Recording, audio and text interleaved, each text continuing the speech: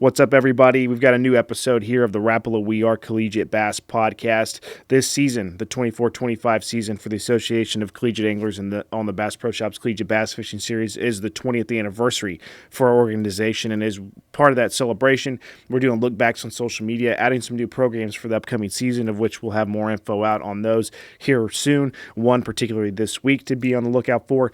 And today, on the podcast, we'll take a look back. Former college angler Shawn Dalrymple competed at the University of North Alabama, now associated with Army Bass Anglers.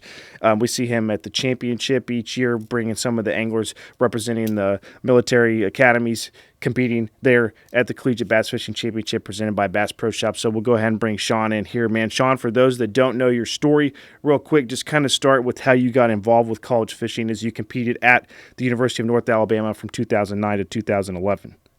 Well, my story's a little bit different. You always hear I always hear guys talk about, man, I wish they had collegiate fishing when I was around, right? I was kind of just past when I got my undergraduate degree, when it kind of had just started, really right after. And I went to the Army as commissioned second lieutenant. I was a senior in college when 9/11 happened, and I went to the 82nd Airborne Division and deployed pretty much right away. Went to Iraq and came back and did some stuff and was going to get ready to go to the captain's career course. And the Army had this put out this message that said, hey, you got guys you can put in command right now. We need them in command. We'll send them to captain's career course later. And I went to Afghanistan and commanded 15 months in Afghanistan as a company commander. Saw about 85 firefights and did some pretty cool things that I got the opportunity to do that I never thought I would. What that did, it set me up on a path that I always wanted to work in the outdoor industry, but I never knew how I would get there and how it would lead me, to the Collegiate Bass Fishing Series was part of that. I come back, I go to the captain's career course, and they're like, hey, you've already commanded, so we're going to give you an option here. You're going to send you back to Afghanistan, or you can go to full-time grad school. And I'm not a dummy, but it didn't take me a lot to figure out that I wanted to go to full-time grad school after just being, 15 months in Afghanistan. So I went to the University of North Alabama where I got my undergraduate. College fishing was going, Wade and the guys were doing at Carico and all that stuff with the Collegiate Bass Fishing Series ACA was doing the thing and it was really going, and I wanted to go be a part of it. But I had the opportunity with my master's degree.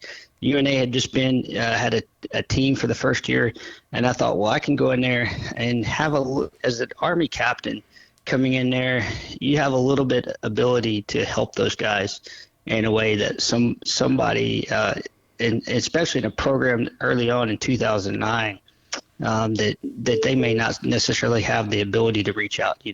We didn't have coaches back then, right? That was not a common thing, right? Yeah. And so, I go in there and I meet some of my best friends in my life, some guys that I call friends today, and how I've coached and mentored some of those guys at the same time. Ryan Salzman's on the Bass Pro Tour. He and I fished together. Some other guys, Rob Young. So those guys I really had a great time with, but also met other guys from other schools.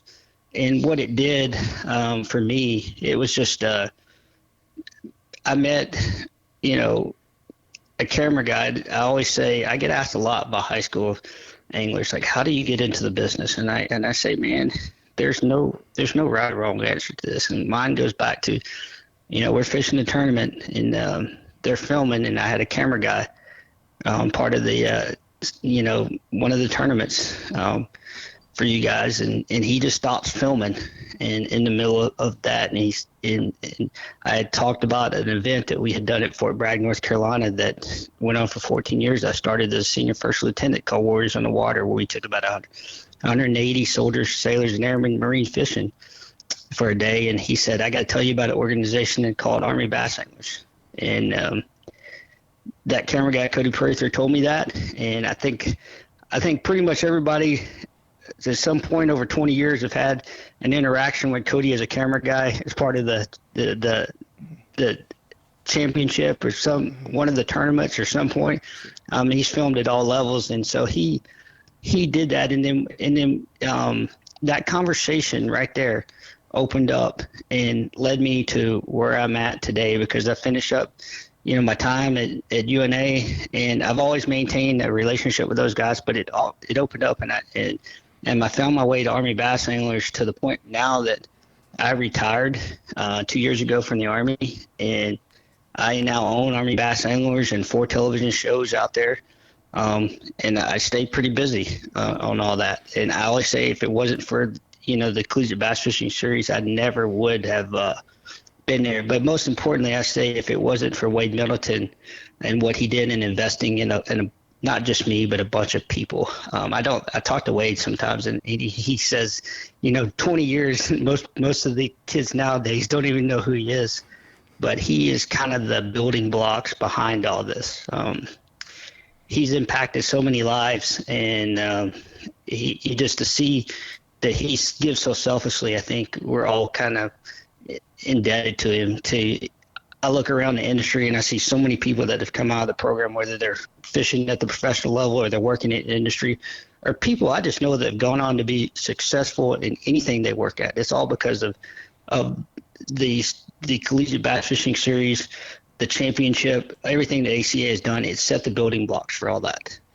Yeah, it's really awesome to this interview is particularly cool because you and I overlapped some during our time in school. I was at the University of Arkansas from 2009 to 2013, and then to kind of piggyback on what you're saying, college fishing for me, without it, who knows what I would be doing. I'd probably still be doing local news, or maybe worked my way into something else related to what my degree field was. But to be able to fish the series, benefit from that at the time as a student angler, to then pair that into now my career and being able to operate these tournaments and work alongside the people that I competed for, or, a part of the organization 10, 15 years ago, is really cool. And then to hear those stories, as you're saying, as we just wrapped up ICAST, and I can't go get food at a concession stand or even walk to the restroom without bumping into somebody that says, hey, what's up, man? How's it going? And it's either an angler repping a company, somebody working for a brand, or other organizations. And it's really cool. And this year, all of it coming full circle with that 20th anniversary, to see them out there, to know where I'm at, and to be able to talk to you here and hear this story. It's also just really cool.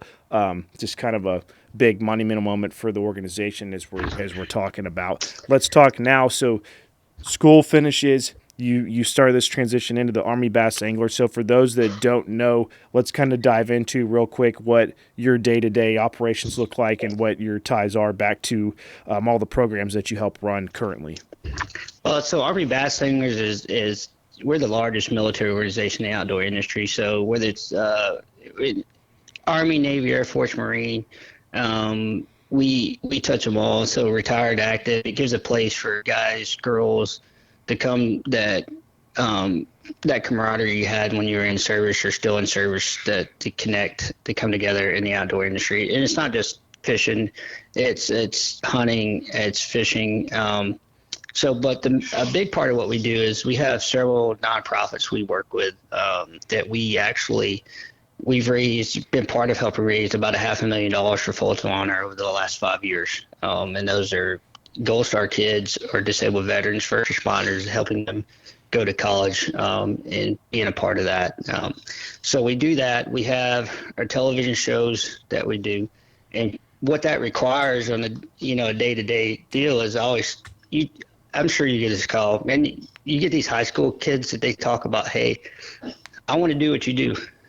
And or I'll have friends that comment, man, it must be fun to do what you do. If they only knew how much windshield time that I see, they have like no clue, right? Yeah, no doubt.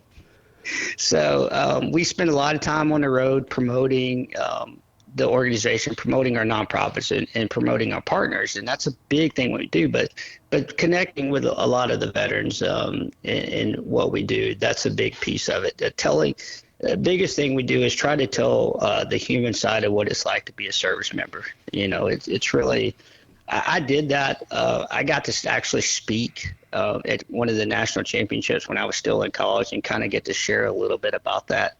And I think that's so cool about what we do, is to share that story, because a lot of people they see what they see on TV. They don't get to see the human side of it, and we're human just like anybody else. And that's the cool part of what we do with our television show. We share that human story.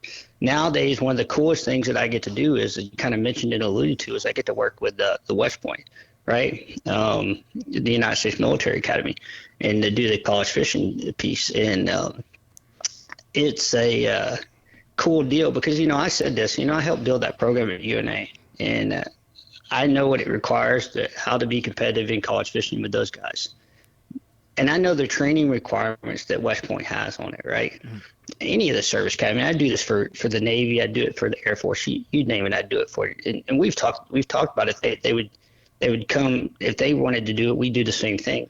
So we made a deal a couple of years ago with them and said, hey, you guys go to do the whole thing, go to the national championship. We provide the boats for the national championship. Now I just wouldn't give my boat up to any college angler out there, right? Yeah. But I mean, last year, not this past one, the year before, we were at Hartwell, and my boat had literally 7 hours on it when I gave it to two of the cadets, right? Mm-hmm. And so, but to put it into perspective for your listeners, for me, this is a coach, teach, mentor opportunity to give back, not just as what I did as a collegiate angler and where it got me professionally, but also for what I did for the military. Because here's what I'll tell people, your listeners. I will tell you that whether you're loading a gun truck, a helicopter, or a tank, or a bass boat, the same principles apply to it. I will tell you that I was a better military officer because I spent my time in the outdoors. I have tons of stories I can tell you that relate to how effective I was as an officer because of my experiences in the outdoors before I ever became an officer. And it's just not me. I've got tons of friends that felt the same way. I mean, even at the highest levels. And my ability to share that with those cadets in a non-threatening environment, they're going to remember those lessons more than they'll ever remember in the classroom ever. And I remember giving them the keys to that boat, walking them around, telling them everything, and they had the big wide-eyed look on it. And so to put it into perspective for everybody, you're sitting there and asking, he's got a boat that's got 7 hours, he's getting it from me. So I asked him, I could see he was a little bit nervous, and I said, hey, what are you going to do for the Army? And he said, hey, sir, I'm going to fly helicopters.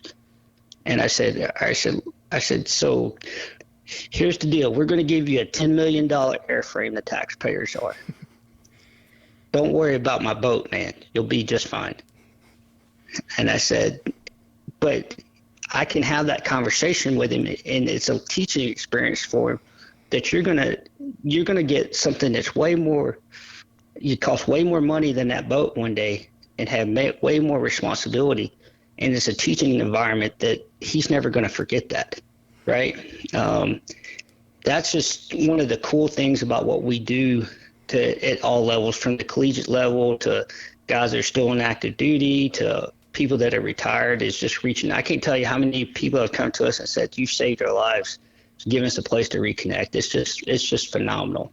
What we do with Army bass anglers and all the stuff, brands, Army buck, hog, duck, redfish. We try to reach all avenues in the outdoor industry now. That's why it keeps me busy 365 days a year, right? Yeah.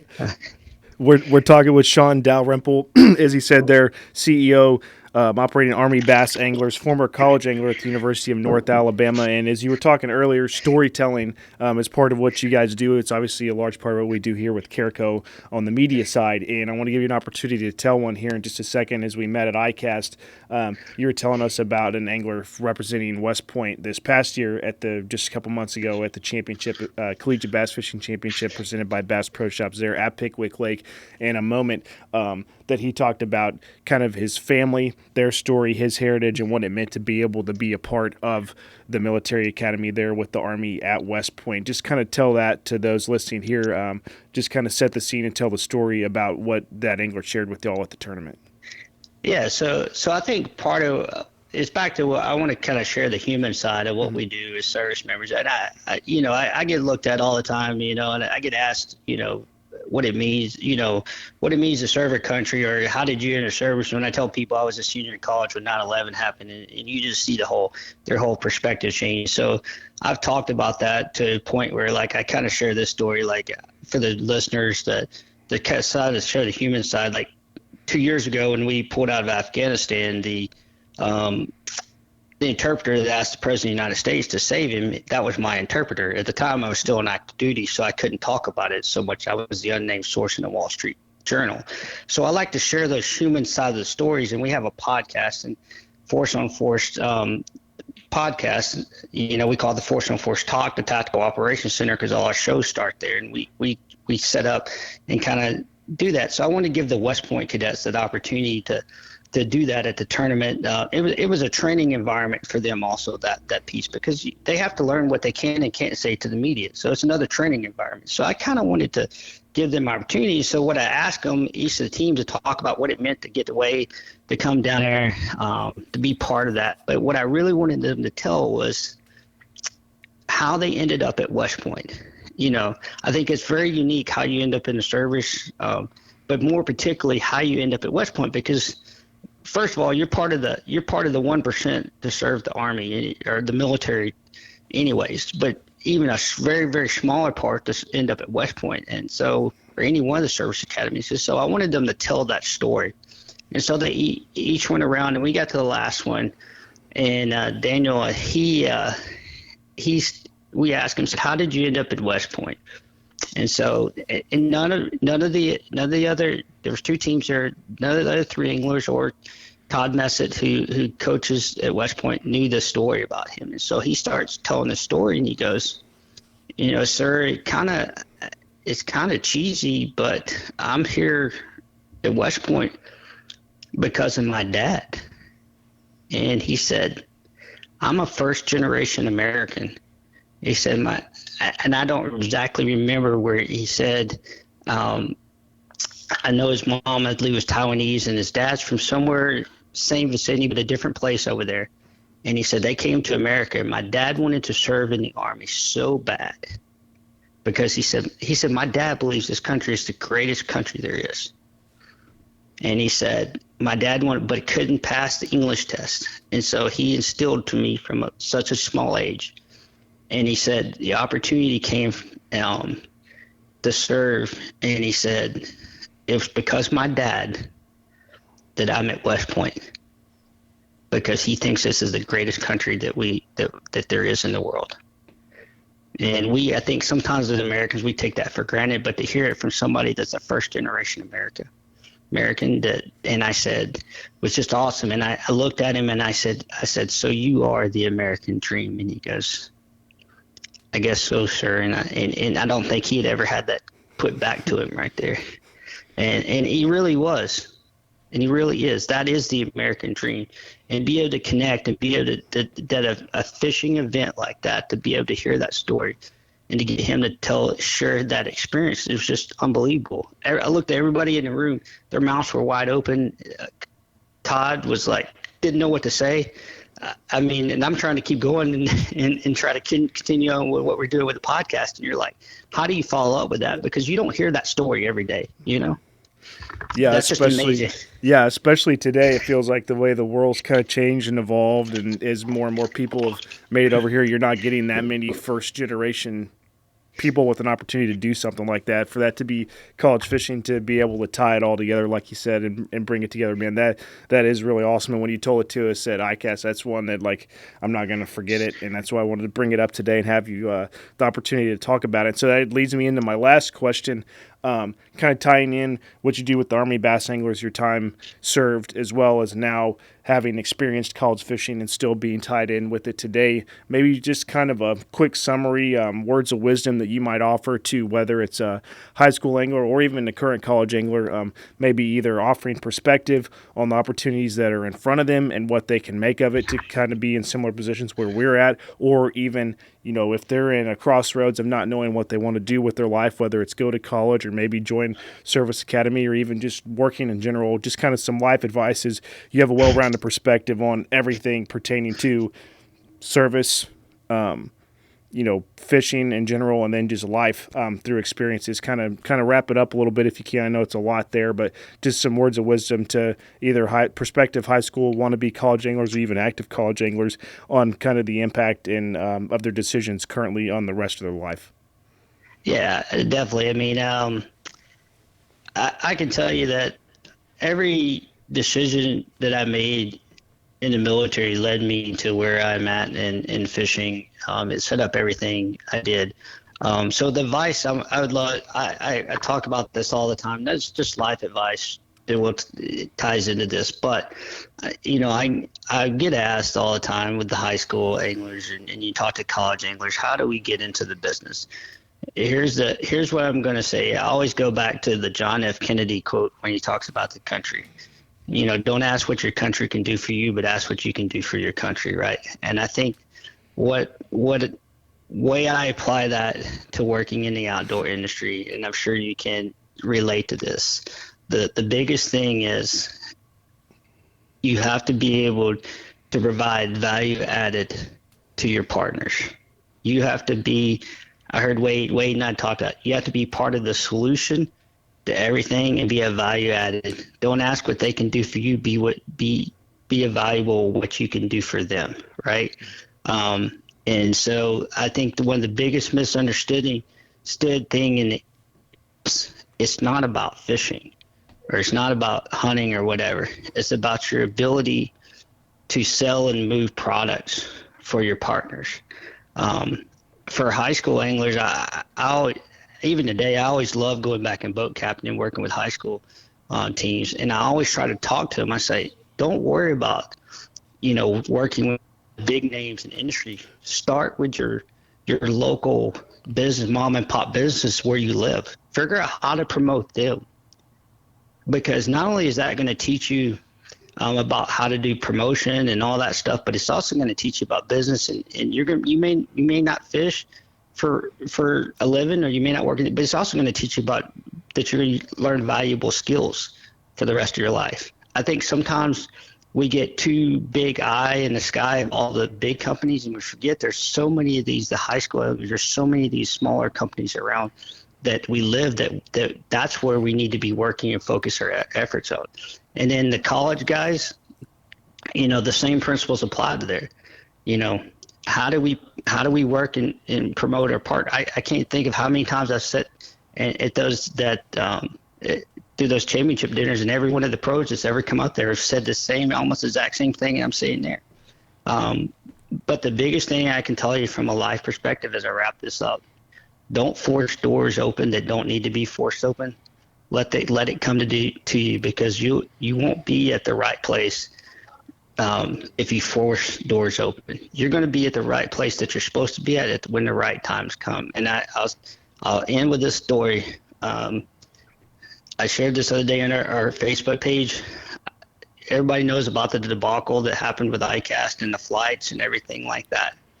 And I flew Southwest Airlines to get home, and I don't ever fly Southwest. But there was one airline that's not affected by it, which allowed me to get to New York to go fishing and film some content. And the first day I was up there, a dude flipped his boat right in front of me, and I had to rescue him out of the water. And a lot of things had to take place for me to get there and do that.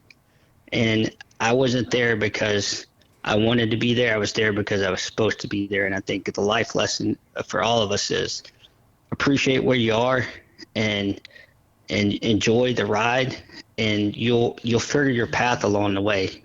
And that's the best advice I can give you. Yeah, it's great advice for sure. Those your 18 to 24, those are really formative years in what becomes the rest of your life, because decisions that you make, different career paths that you choose. At 18 years old, it sounds crazy that you got to decide your major and how you're going to work for the rest of your life. But like you said, all of that leads to you being in the right place at the right time and just being able to slow down, put one foot in front of the other, and let things come at you as they will. Definitely good advice there. Shawn, thanks for joining us today here on the Rapala We Are Collegiate Bass Podcast. We appreciate you spending your time with us, everything you do for the anglers and the military, both current and former, active and veteran. That's awesome there with what y'all do with the Army Bass Anglers, and we look forward to seeing the guys from West Point come down again next year. That'll be at Lake Hartwell for the 20th Collegiate Bass Fishing Championship presented by Bass Pro Shops. So thanks for the time today, and we'll see you guys out there again soon. I appreciate it.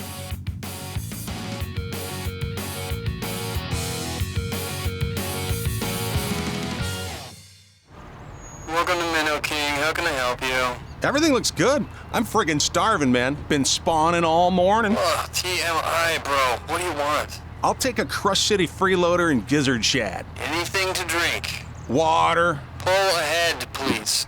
Welcome to Minnow King. We're gonna have what he's having. Yeah, throw me in a Ned BLT too. Pull ahead, please. Calm down. Quit feeding him so much. Hey, man, I'm trying to, man. If you overfeed him, he's going to hide under a log.